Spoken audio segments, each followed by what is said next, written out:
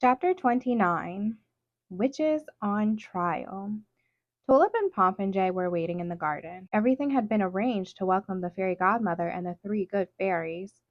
Violet brought them a lovely pot of tea accompanied by little finger sandwiches, scones, and tiny tea cakes in pastel colors. Tulip was happy it was a bright, clear day. She could see all the way to the cliffs, where the wild, overgrown vines seemed to be lying in wait for Maleficent to come out of the safety of Morningstar Castle. It's so eerie, isn't it? I wonder why those vines didn't follow her into the castle. Popinjay thought perhaps he knew. Oberon, did you have something to do with that? Oberon's sonorous laugh echoed in their chests. You're a clever one, Popinjay. I did indeed. I wonder why Nanny didn't think to do anything about the vines herself. Or Circe, Tulip thought aloud. They have many other things to occupy them, little one, Oberon said, and I am happy to help. Tulip was just starting to let everything that had happened over the last several days sink in. She hadn't actually had a moment to just sit down and think for what felt like many ages. Don't fret, little one. You are handling all of this very well, and you have a good partner in Popinjay here. He may not speak much, but I can see he loves you more than anything in this world, Oberon said, smiling. Tulip turned a deep shade of scarlet and changed the subject. There are so many things I don't know about Nanny. It never occurred to me she had such an exciting life before she came to live with me. Oberon laughed. Children often don't think of their parents as real people with their own lives. They see them in a very narrow scope. But your Nanny, she is a remarkable fairy and witch, and I know she isn't your real mother, but I imagine she treated you like a cherished daughter. Tulip nodded. She did, and still does. I love her very much. Oberon thought it made sense that Nanny had found herself there. After he had decided to take his slumber, she'd searched every kingdom trying to find him. He loved and appreciated her efforts, but he had lived many lifetimes and he had been tired. It had been time for him to rest. It stood to reason that Nanny would look for Oberon at the place of his origin. And when she had lost her memory, it made sense that she would be drawn to Tulip's family and to Tulip. Everything happens for a reason, little one. Nanny might have forgotten who she was for a time, but her heart, her soul, and her reason for living remained. She was drawn to you, just as I was. Tulip didn't know what to say. Do you think Nanny is okay? Oberon had no fear for Nanny's well-being. Your Nanny is a very powerful witch. Maleficent knows this, and she needs your Nanny's help. Before Tulip could ask Oberon a question that had been plaguing her mind, Hudson arrived in the garden to announce their visitors. He cleared his throat as their guests walked in, announcing the ambassador of the fairylands and former custodian of the Princess Cinderella, the fairy godmother, who was accompanied by the three good fairies, Merryweather, Fauna, and Flora, the custodians of the Princess Aurora. The fairies looked like they were in very good spirits. Thank you for receiving us, Princess Tulip, they said in unison. The fairy godmother was dressed in a blue and periwinkle hooded cloak, which was decorated with a big pink bow at her throat.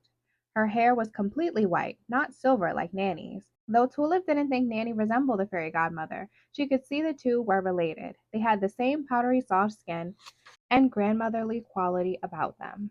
The three good fairies followed closely behind the eldest fairy.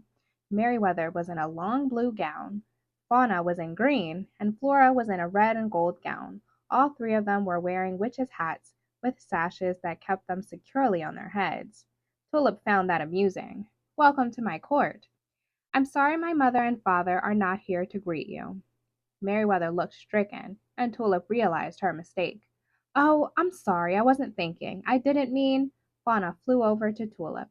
Oh, no, my dear. We just feel simply awful that your parents got caught up in all of this. You have nothing to apologize for. We are the ones who are here to beg your forgiveness. Tulip was confused. I thought you were here to discuss the odd sisters. She hadn't intended for her words to come out so matter-of-factly, but they just tumbled out of her mouth. She quickly changed the subject. Oh, please forgive me. Let me introduce you to Prince Popinjay. He is visiting from our neighboring court across the Cyclopean Mountains. Flora smiled. Oh, yes. We know all about Prince Popinjay. We've been keeping an eye on you, Tulip, since your, encounter with the Beast Prince. Tulip flinched at the idea of fairies, albeit good fairies, keeping tabs on her. I promise you, I am quite well, Flora. I appreciate your concern, but I am not in need of a good fairy. I have Nanny and Circe for that." The good fairy's eyes widened. "Circe? We didn't know. Is she here?" Tulip wondered if the fairies still disliked Circe. Flora smiled. "We love the work she's done with Belle and with you, and we are considering asking her if she would like to be an honorary wish-granting fairy." Tulip was having a hard time connecting these fairies with the fairies from the story Nanny had shared with them. "You're not concerned that she's related to the odd sisters?" "No, my dear, not one bit. Not since we've sent them to the realm of dreams," Merryweather said. Tulip was happy Circe was not there for that conversation. "I'm surprised you would admit your part in the odd sisters' plight so freely, especially here in this house. Circe is a great friend to this family, and she is very distressed at her sister's state." Fauna smiled. "Well, dear, we didn't put the odd sisters to sleep exactly. We just took advantage of the situation. They were already exhausted by the ordeal with Ursula, and we just thought it would be better if they stayed asleep for a while, rather than waking when they regained their powers." Tulip shook her head. "Better for whom?" "Well, better for Circe, of course. Better for everyone, really," Merryweather answered. "Merryweather, I see you are stepping out of your providence again." Oberon's stern voice bellowed from overhead. "Oberon?" The fairy godmother took flight immediately. "Oberon, it's you! I'm so happy to see you." She motioned to the three good fairies. "Girls, girls, fly up here at once and meet Oberon." The good fairies were beyond excited. "We are so honored to meet you, King Oberon."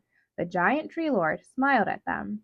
"Yes, yes, little ones, I am happy to meet you as well. Calm down, calm down. There are many matters to discuss, many problems for us to solve, but everything should be done in the proper order. First, we have to discuss the matter of the odd sisters. Why have you put them into the realm of dreams? That's not allowed without my permission." The fairy godmother seemed to be thinking it over. "I didn't know you had returned until just now, great one." "True, true. You were never as observant as your sister. But you have other talents, which you have displayed remarkably with your charge, Cinderella," Oberon said. The fairy godmother beamed at his praise. "Thank you, great one. But, my dear, my ambassador, I must ask you again why you have taken it upon yourself to banish the odd sisters." The fairy godmother shook her head. "Not banished, never banished. They are living a beautiful life, my king. They are happier than they have ever been, slumbering in a world of their own design, tucked away safely where they can no longer hurt anyone." "Who gave you the right to do that?" Oberon insisted. The fairy godmother thought for a moment. "Why, well, I suppose I did. They have been doing the most terrible things, great one. They nearly killed Snow White and drove her mother mad," Merryweather chimed in. "Then they almost killed Belle with a foul spell they put on the wolves in the beasts' lands, not to mention how they conspired to kill Ariel and her father, King Triton. And the fairy godmother can tell you firsthand the part they played in Cinderella's story." "Yes, yes, I know all of this, and something must be done," Oberon agreed.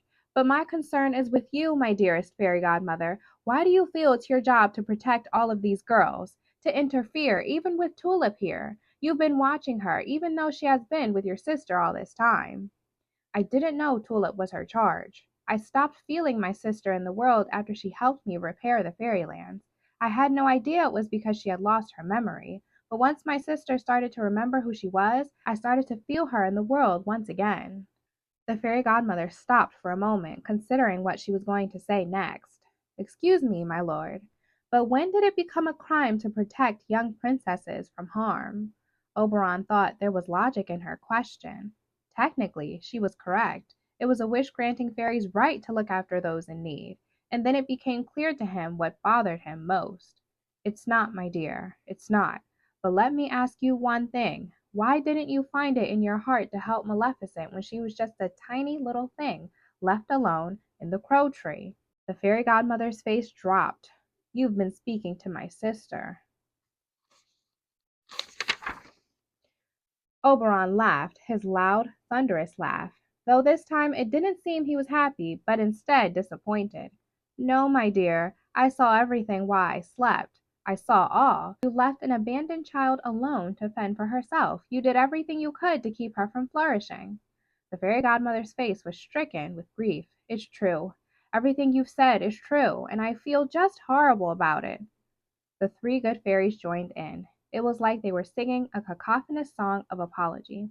"Oh, we're sorry too. We really are. We've been trying to do good work in the kingdoms to make up for our part in Maleficent's descent into darkness." Oberon considered their words and found truth in them. "I see you are all trying to make up for what happened with Maleficent." He turned to the fairy godmother. "And you especially seem to understand it was your words that day that brought about the prophecy." The fairy godmother looked down, ashamed and filled with grief. "I do." "Then perhaps there is hope for the sleeping princess after all. Perhaps in the admission of your mistakes, Maleficent will see her way to redemption." The fairy godmother shook her head. "Oh no, not Maleficent. I don't think so. You know she cursed the Princess Aurora to prick her finger on a spindle and die. She would be dead now if it weren't for the good fairies changing the curse to a sleeping curse, and now she intends to kill Prince Philip to keep him from breaking it."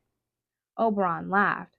"Countless stories like this have been told over the years, and how do they end? Always in misery for the wicked queen or witch, always with death, and always she was wronged in some way by something or some person who set her on this path. It breaks my heart to have to stand against Maleficent, even more so now that you've confirmed it was you who caused this. My only hope is that Maleficent will find a way to redeem herself. My only hope is that she spares the prince and wakes the sleeping princess, but I fear that will not happen."